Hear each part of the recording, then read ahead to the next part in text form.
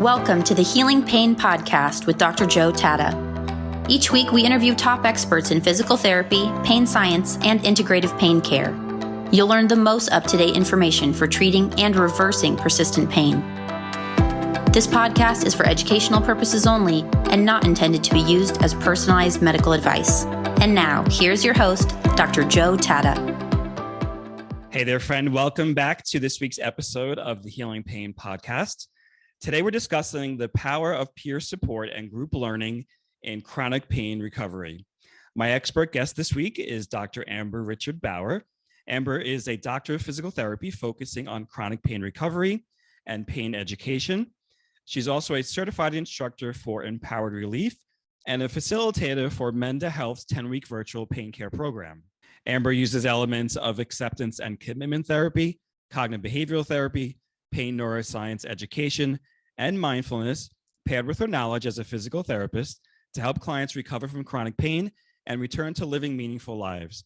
Amber is a lifelong dancer and a believer in the power of the mind-body connection to heal from chronic pain, trauma, as well as illness. On today's episode, you'll learn about the benefits of group training for people with chronic pain, why it's important for people with pain to get support from other people dealing with a similar condition, and the role of a licensed health professional in facilitating group care. In the beginning of this episode, we talk about Amber's journey, both her educational journey from being a dancer to a physical therapist through psychologically informed care, and then back, as well as her personal experience in living with and overcoming chronic pain, which we know is vitally important. Okay, without further ado, let's begin and let's meet Dr. Amber Richard Bauer. Hey there, Amber. Welcome to this week's episode of the Healing Pain Podcast. It's great to have you here. Hi, Joe. Great to be with you as well. I've been wanting to talk to you for a while because I know you do a lot of work around groups, chronic pain recovery groups, group interventions, peer support with regard to chronic pain. You have a varied background in movement as well as psychologically informed practice. So we're going to talk about all of that on today's episode. But I think a good place for us to start is to learn a little bit more about you and tell us how you became interested specifically in chronic pain and the recovery of chronic pain. Yeah, so thanks for that introduction. I started out as a dancer, actually. I was a dance major in college. And now looking back on it, I experienced chronic pain for a very, very long time. But after college, I decided I wanted to become a physical therapist because it just seemed like something that was very in alignment with, movement and health. And in that process, I came across a lot of people who had chronic pain and for a long time didn't have the tools that I really needed to help those folks. And it was actually a patient of mine who experienced chronic pain who educated me about chronic pain. She turned me on to Greg Lehman's work, and that kind of took me down the rabbit hole. And as I was learning about chronic pain, I realized, oh, that is what I am experiencing. And as soon as I recovered, then it was like the fire was lit, and it just became really important to me that I help as many people out of this situation as possible, having been through it myself. And so I started to take some of the classes actually that you offer, which I have found extremely helpful, the mindfulness-based training and acceptance and commitment therapy. And then listening to your podcast as well as other podcasts, I really started to see this biopsychosocial framework that we use and how we're really good at the biology part, we're getting better at the psychology part, and we're really still missing a lot of the social pieces. And listening to those podcast episodes really sort of gave me the confidence that I needed to just go out there and start offering those types of group support systems for people. And it's been one of the things that I really enjoy. And it's actually connected me back to my movement in the sense that I started out as, a group instructor teaching movement. And now I'm a group instructor helping people learn a different type of skill sets. And it's been really, really enjoyable, actually. So at this time where you have this interaction with a patient of yours who has chronic pain, was that in a different, what environment were you working in at that point? At that point, I was working at an outpatient orthopedic clinic, and she was an avid runner who had this nerve injury that went haywire. So that's how it started. So what was your, when you think back now, because obviously you have a movement background, so you had some just natural introduction to the body and what that's like. And then you go to PT school. So you get a clinical doctorate with a license in physical therapy. And I'm sure when you graduate, you feel like, okay, I know something about pain. But how does it change when you develop pain and then someone informs you about what your own experience is in some way. Mm. Well, I think I had many conversations with a lot of physical therapists about the fact that we could recognize that people's expectations walking into physical therapy had a huge correlation with how that care went in the end. And so we could recognize that there were psychological pieces at play, but there wasn't the scientific knowledge. I hadn't been exposed to pain neuroscience education or any of that when I was in school, unfortunately. So I could feel that there was this thing that was happening and I just didn't have a way to explain it. And what this patient did for me is she really gave me that missing link. And that was, I think it's such an interesting full circle moment of the reality that we do learn from our patients, and that if we're going to learn anywhere, that's probably the best ground to learn. And the importance of being really open-minded to the idea of being wrong or not knowing everything, having that sort of intellectual humility is really, really important to me. I see that so much now, that how important that is and how it can do harm to actually not acknowledge that sometimes we may not know the answer or that there is some uncertainty. And being able to manage that, I think, is difficult as a clinician, but so important for the patient and for their care. So yeah, it was interesting to have experienced that myself as a chronic pain recovered person. I would say I don't find that I struggle with pain anymore, but having been through that experience just really solidified that no one really gets it unless you've been through it. It's not that you can't help if you haven't been through it, you certainly can, but you really have to step into believing the person and what they are telling you. And people really struggle to do that. Clinicians really struggle to do that, especially when they don't have that foundational knowledge. So I think that it just really helped me integrate that information really quickly because I had the felt experience of it. And then it just really, like I said, fed the fire of like, I got to help people out there because there's not enough people who know about this information. And I'm always trying to get as many clinicians on board with the rest of us as possible. I like the way you frame that, where you said the psychological pieces at play. If you read literature, they say psychological factors or psychological processes. That's very, technical, evidence-based language, so to speak. But I like that it's a little more approachable. Psychological pieces at play. Like, here are the pieces of the puzzle, right? Right. Psychology, there are some psychological or emotional pieces to it. Mm-hmm. There are also physical, right, embodied pieces to it, right? And it's so interesting because we talk about duality all the time in chronic pain, the mind versus the body, and trying to bring the mind body together, which we really have not been able to do that yet at least in the United States of America, in our medical system. In my personal opinion, everything is just so separate. Different professions with different skill sets and different quote unquote scopes of practice, et cetera, et cetera. What's your personal experience been like there's a couple different waves here in your own experience, right? And your own education, right? Coming in with a background in movement and dance, going through PT school, having your own experience, then starting to learn and take evidence-based courses on those psychological pieces, as you mentioned. And sometimes people become really confused and they have like an identity crisis. Mm-hmm. Who am I? Am I a physical therapist? Am I a psychologist? Am I working in the physical health realm or am I working in the emotional health realm?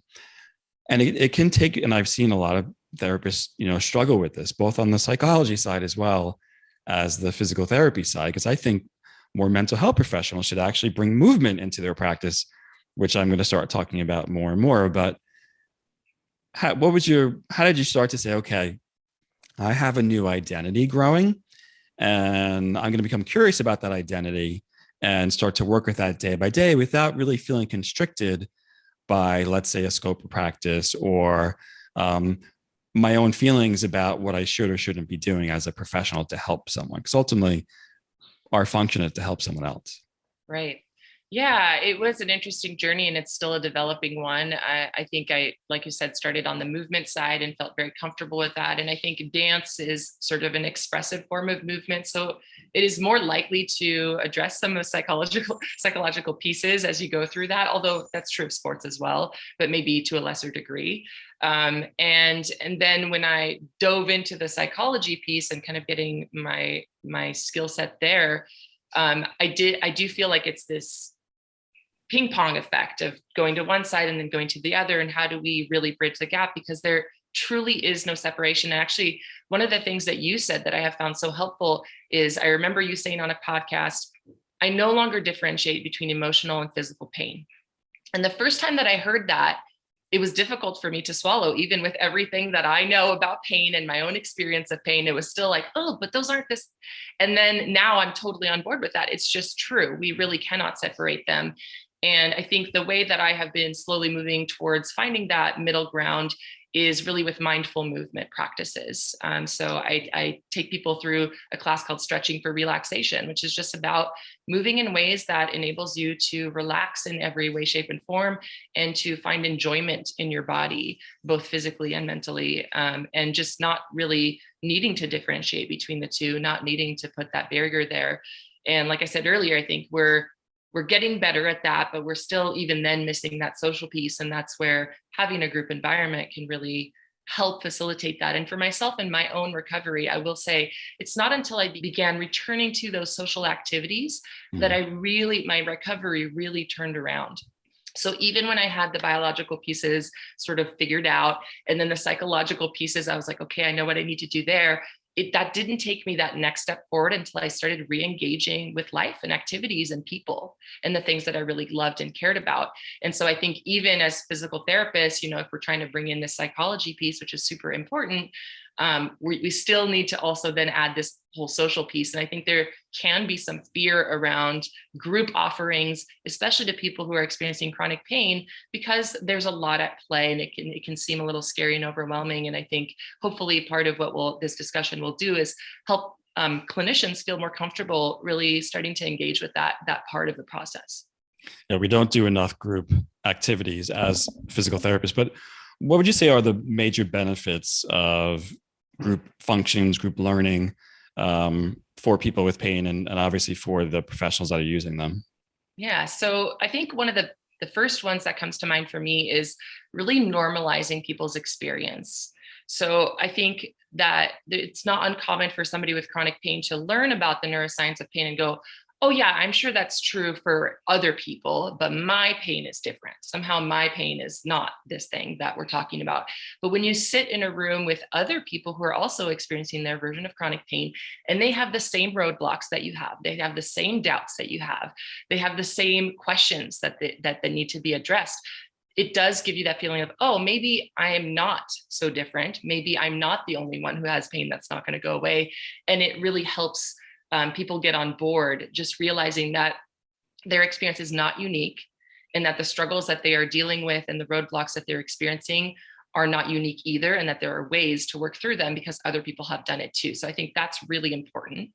Another piece of it is that part of what happens with chronic pain is you become very isolated and you're no longer engaging in life, and there's no opportunities to give back. People start to feel very guilty about being a burden to the people around them. And being in a group where you actually have an opportunity to potentially help others and have a chance to practice altruism in a way is really, really validating and gives people a sense of purpose and belonging as well. And it can be part of their healing experience. So even having that opportunity to connect and to give back is really helpful for folks. Then there's just the fact that you can get really inspired from other people. When you hear about somebody else having a breakthrough, it is really hope-giving. One of the best things that I can tell people when they're in doubt is go listen to some success stories. We need to hear that is possible. So it really helps to motivate people through those difficult times, because as we all know, chronic pain waxes and wanes. And when it waxes, it's very difficult for people to stay on board. And so we just need that support and those reminders to stay motivated, as well as accountability, right? Most people are not as motivated on their own as they are when they're in a group or they have somebody to help them show up every week to practice the skills and to review the information and to think about how they're applying it. So even just from an accountability standpoint, engaging with a group is extremely helpful. Then there's the idea of interpersonal learning, the way that when you observe other people, you can then self-reflect about what this person has shared, may apply to me, and seeing how other people are reacting or interacting may also give you a different perspective on how you respond and interact with other people and things that are happening in your life. So there's a lot of learning that happens from being around other people. And then there's also the fact that you have an opportunity to see a lot of really good modeling, especially if you're in a group where there is somebody who's leading that group in a really supportive way, whether it's that you observe the leader or you observe the other participants and you see how they're responding to pain, right? It can lead you to change your response because you're modeling a different response. And so having that example can be very, very helpful for figuring out, how do I do that for myself? Then you have the idea of group cohesiveness. So again, we've talked about how chronic pain is extremely isolating. A group can really become like a family. It's a source of support. It's an opportunity potentially to rewrite some stories that we may have internally. It gives us an experience of trust. A lot of times people's trust has really been worn down by experiences of not being heard, not being understood. So being with other people who you trust to really hear your truth is healing in and of itself. And then having that sense of belonging, right? So the acceptance that comes from being with other people who understand, and the support that they can provide that other people may not have the skills to provide. So we really get to both practice receiving and giving compassion and empathy. And I think that's extremely healing from that social piece, the biopsychosocial piece. Then you have developing social skills. So when you've been isolated for a really long time, it may be even difficult to make small talk with people or to feel comfortable enough to share some of those deeper truths. And the groups can really facilitate returning to social interaction and potentially reintegrating with the relationships that are really important in your life. So it gives you an opportunity to practice taking different perspectives, right? As well as asking for help, and the give and take that is real in all relationships. So it's really can be a training ground for reintegrating with those social aspects. There's also the opportunity to get a lot of different ideas from different people, potentially even advice if it's appropriate, as well as giving it, again, that give and take that's so important to human behavior and human health, I think. Then there's also the piece of you can have corrective family experiences. So in groups, there may be, interpersonal patterns that can tie back to your family of origin. Potentially there's somebody in the group that reminds you of your mom or of your dad or of this other figure that was in your life. And it's not uncommon, as we know, for people with chronic pain to have experienced childhood trauma or early developmental trauma. And potentially working within a group can offer, the opportunity to have a different experience, a corrective experience, even from that perspective, which I think is really, really interesting. And again, having other people in the group even experience something similar and being able to validate your own experience of that. Then there's catharsis, just the fact that often people are not able to share some of those deep truths with the people that are closest to them, that's difficult for them, but they may be able to do that in a group of people that feels like they're understood, and it feels like a safe space to allow emotional expression, which is difficult for many, many people. And then have, that relief that comes from sharing painful emotions, reactions to pain, and that nervous system activation in a really safe environment so that you can see it is okay to express these things, and you have an opportunity to receive support and empathy in that moment and to regulate. So I think that that's a huge piece of it as well. And finally, the last one I'll mention is these existential factors. So pain is a huge thing. And it can really get to a place where we start to question the meaning of our existence, right? That can be part of the struggle. And talking about that in a group really gives you an opportunity to share your perspective and hear a lot of different perspectives on suffering and how we can find meaning in those experiences. So I think that there's just so many pieces that can be addressed in a social setting that is quite different than if you're just working one-on-one with somebody or independently on your own. And I'm sure that there are more, but that gives I think the scope of how it can really touch on a lot of different pieces. So of course, if everyone's listening, Amber just really gave a really nice evidence-based list of really how group learning and group classes and other types of environments help people. And she gave it from the perspective of not the psychological piece, but the social aspect, which is, to be honest with you, as I'm listening to you talk, I'm like, no one screens for this, right? most people don't have a tool in practice where they're screening for the social pieces of it. Most professionals have an idea of loneliness and social isolation, but not to the depth that you just went into. So if people want to access that list, of course, you can go find everything is transcribed on the show notes at the Integrative Pain Science Institute. You can find this episode and go down. And I think you provided a nice list if people are considering developing a group and they need to speak to a coworker or a supervisor about the benefits of it. Thank you for that, because everything they have is really right there. As you're talking about this, group dynamic, of course, a lot of what you mentioned has to do with peers and peer support. So in that social aspect, if you kind of whittle it down, it's that peer. Sometimes the peer is one-on-one. Sometimes the peer is more than one. Why is it important for someone living with chronic pain to have support from another person who's living with the same or a similar condition? Yeah, I think one of the most frustrating experiences for somebody with pain is that the people who are closest to them are often not experiencing chronic pain. And it is difficult for people to know how to provide support unless they have been trained to do so. And so they often have the experience of sort of asking for support and validation and then receiving something very different. And the person trying to support may have the best of intentions, but it doesn't always end up having the impact that they are hoping for. And that experience of trying to open up and then having it be invalidated in some way, it can be really, really harmful, I think, and it can really cause people to really contract in on themselves.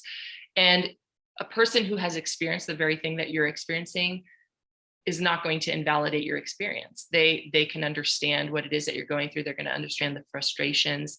They're going to understand the anger that comes with it, the sadness, the fear, all of those pieces. And they're going to be able to do that with less judgment.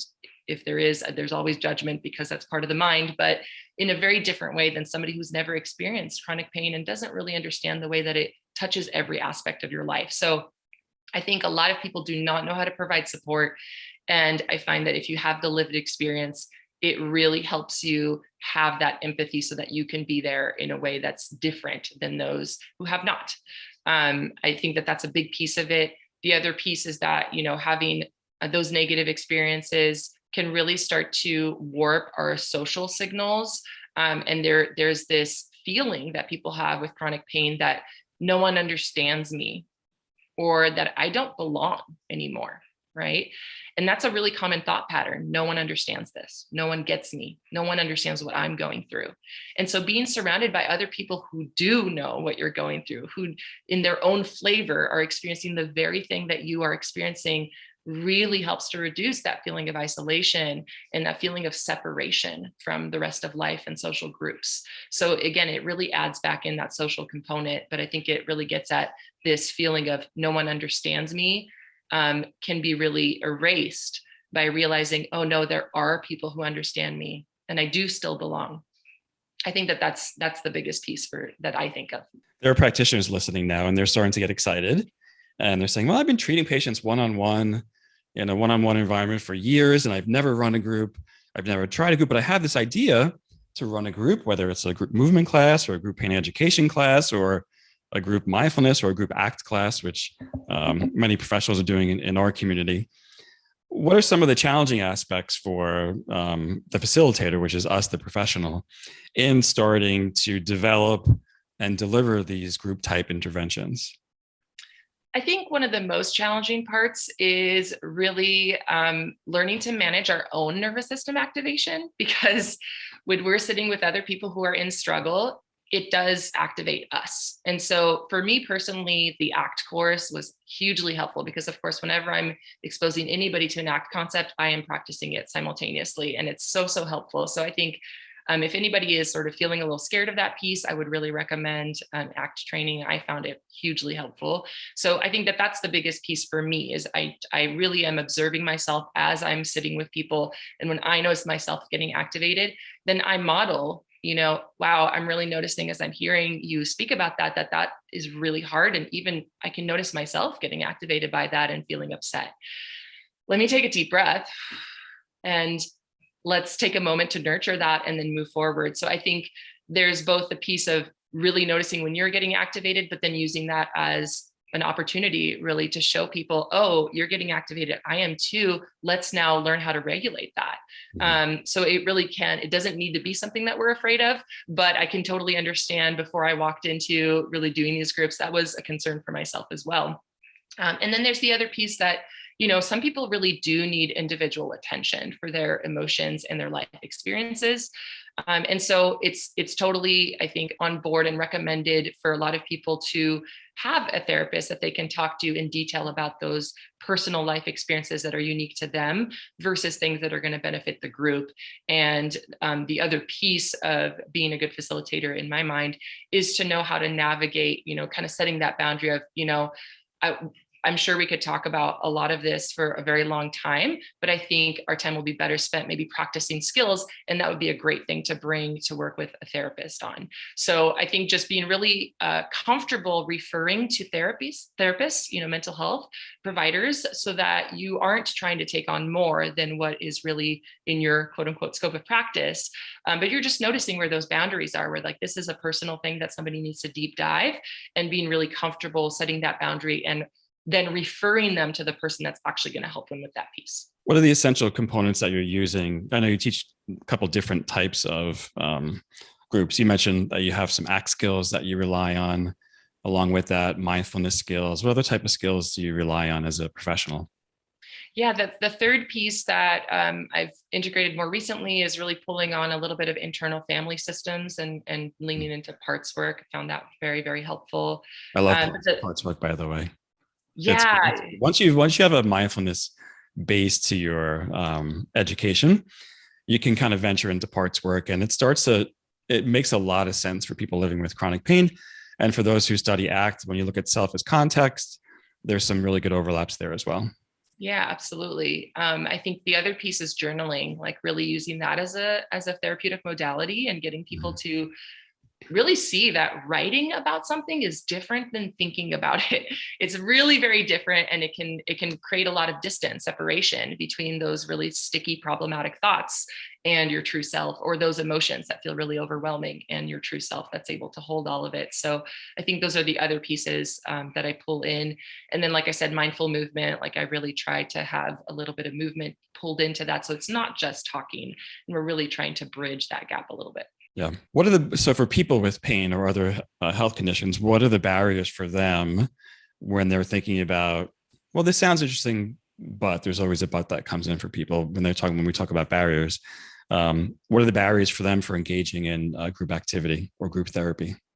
Yeah, I think one of the barriers is that many people are not comfortable being vulnerable and, really sort of engaging with their own emotions, let alone actually displaying that in front of other people. But I find that when people do find that willingness to express emotions, especially in front of other people, that it's extremely cathartic. So it's normal to have that reticence, I think.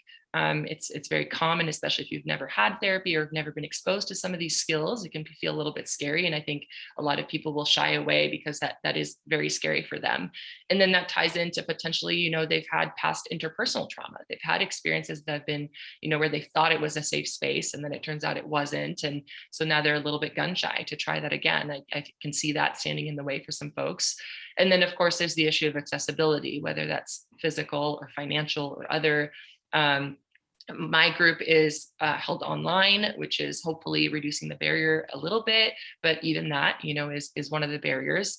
And then the last one that I can think of is a lack of belief in the benefits of group programs. And I think that's why I was really interested in having this conversation, is that there is this, we come from a hierarchical mindset just as a society, and there's this concept that one-on-one work is somehow better, has more value, it's more beneficial than working with a group. And hopefully what part of this podcast does is show like that's not true, that actually it's a different type of care that you are receiving that has a lot of value, but it's not necessarily better than a group program, and that there's a lot of things that are afforded to you in a group program that you actually can't get out of working one-on-one with somebody. Yeah, a lot of healing, indigenous and ancient forms of healing, actually happen in group environments. And in certain cultures around the world today, it still happens like that. Mm-hmm. But in our kind of sterile medical system, it's really fallen to the wayside a lot. And for those that have been practicing as long as I can, in physical therapy, we used to have more group classes and opportunities, and then billing changed over the course of many years, which has changed the way we practice, right? Because sometimes billing can impact really what we quote unquote should be doing. But it is interesting to think about, like going to church and other religious functions can be very cathartic and healing for people, and bring some of those principles into, what we do as professionals. What should someone, so if someone's listening to this and they have chronic pain and they're interested in finding a group or exploring a group, what are some of the things that they should look for in a chronic pain group format? I think one of the big things to look at is who are the facilitators, who's going to be hosting the program, and what are their qualifications, and do they have the necessary training to really be able to hold that space? So I think really making sure that they do have some psychological training of some kind is important. And then the second is really maybe asking, like, what are the group norms? What is the structure of this group, and what are the agreed upon rules before entering into that group, so that that the group is going to be on track, that there are certain expectations and boundaries that have been set, and exactly what your path is going to look like moving through that group. Because I think in a good and potentially in a negative way, there's a lot of providers that are trying to provide support for people with chronic pain who have many different qualifications. And sometimes I, as somebody with chronic pain, am not certain that those people have the necessary skills to be able to create a safe space. It really comes down to, in order for a group to really be successful and helpful to the person, it needs to feel like a safe space. And in order to do that, you do need to have a facilitator who understands psychology, and that has really some clearly set boundaries and rules and expectations, so that everybody is on the same page and you can feel safe to have a breakdown if you need to, or to share a breakthrough. And yeah, those are the things that I think come to mind that are the most important, although I'm sure that there are others, and it's still quite a gray answer, I think, at the end of the day. And just to clarify, when you're saying the facilitator should have a grasp of psychology, you're not necessarily saying that someone has to be a psychologist or have a license in mental health, but there are other health professionals, PTs, OTs, physicians, nurses, who also use principles of psychology to deliver group type interventions and other care. Exactly. Yes, absolutely. It's an important part. How would you like to see our profession, the profession of physical therapy, start to use the group format more? I would say it's not mainstream in what we do, although COVID and the pandemic did change that somewhat, because we're a lot more online than we used to be, which means we're using our communication and other psychologically informed skills a lot more than we used to be. Mm-hmm. And there's opportunity now for groups, for people who didn't want to come into, a clinic setting. We can access them, on an online format in a group setting. And more people are doing, alternative types of treatment for chronic pain. But where would you like to see our peers take this? I think one of the things that I observe, and I'm not sure if it's exactly related to this question, but I think it's adjacent to it, is that there are so many programs and online offerings and in-person offerings for people who are very healthy and fit, to get a social support system around movement and exercise. And I just don't see that for people who are not already fit. Why? And we as physical therapists in particular are uniquely placed to be able to help people when they are not at their peak physical functioning. Maybe they're really struggling, maybe they're even bedbound, and they need those steps to be able to get to a place where they can engage with a group of other people. And why aren't we developing some of those online programs where you can meet with a group of people who have your same condition, and you go through a group exercise together, and then you do a little bit of nervous system regulation at the end, and you have a little chat about how that went and what your goals are for the week and how you're doing, right? Like, I think there's so many opportunities that have opened up as a result of things moving online, especially for people who are having chronic pain or chronic illness and really it's not easy for them to get outside of the door and go to a fitness studio, or for that matter, a physical therapy clinic or whatever that might be. And I think each of us that has moved into the field of physical therapy comes from, a love of the human body and excitement about what it means to be able to move and engage with life. And each of us has a slightly different take on that. And I would just encourage each person to think, what is it that really lights me up, that I really enjoy, that I love to do? And how can I share that with other people? And so I think that we can all be a little bit more creative. I don't think we're really encouraged to be creative as part of our training. And I think it's really important to tap into that creativity, because that's where the magic happens, where new things become available that can really change the game for folks out there. So I think in a clinic setting, I see it as being very difficult, only because the existing structures are not supportive of innovation. That's at least been my experience. I had to leave the clinic that I was working at and start my own thing in it to be able to do this in a way that felt right for me. And so I think that it's difficult for me to think about doing that in a clinic environment, but I think moving it online is just the easiest way path forward. You can start offering it now and see who shows up, whether it's like you love to dance, or you love to walk, or you like to do Pilates, or you like to do deep breathing, or whatever it might be. We each have our flavor that we can bring to that. And why not make use of this online space so that it's as accessible as possible, and we provide more opportunities for people to find something that really resonates with them. So I'm not sure if I totally answered your question, but hopefully that there was something in there that was helpful. I think it's a great answer. I think you touched on a lot of important topics, and we've started to work on some of those topics here at the Integrative Pain Science Institute through our Pain Innovator project, helping support professionals like yourself in venturing out, really kind of venturing outside the box with moving away from that, as I mentioned before, that kind of the clinic environment that we've always worked in, the one-on-one insurance-based.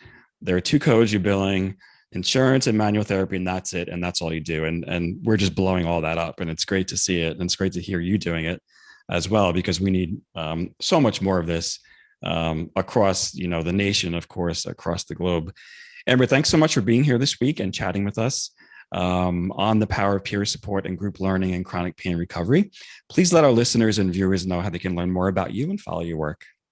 Yeah, thank you. Probably the easiest place to find out what I'm doing is to go to my website, which is ptmindfully.com. I do offer the Empowered Relief Workshop. That's Stanford's program. I am also a facilitator for Menda Health. They do 10-week chronic pain recovery boot camps. Really love that group. They're doing excellent work. Definitely recommend checking that out. And then I have my own chronic pain ongoing support program for clients that I work with, although I invite anybody to join if they would like. So yeah, my website is probably the best place to find me. And thank you so much for the opportunity to talk about this. It was really exciting for me, and I appreciate all of your work. Good. Make sure you check out Amber on her website at ptmindfully.com. And of course, all the links you can find on the show notes this week at the Integrative Pain Science Institute. I want to thank Amber for joining us. Hey, if you listened to this episode and you enjoyed it, make sure to take a screenshot with your phone, and you can tag Amber and myself on Instagram. You can find me at Dr. Joe Tatta, and we'll make sure to tag you back. I'm Dr. Joe Tatta. Thanks for being here, and we'll see you next week. Thank you for listening to the Healing Pain Podcast with Dr. Joe Tatta. To subscribe to the podcast and learn more, visit integrativepainscienceinstitute.com. That's Integrative Pain Science Institute.com. Sign up to receive weekly updates, leave a review on iTunes, and share this episode with your friends.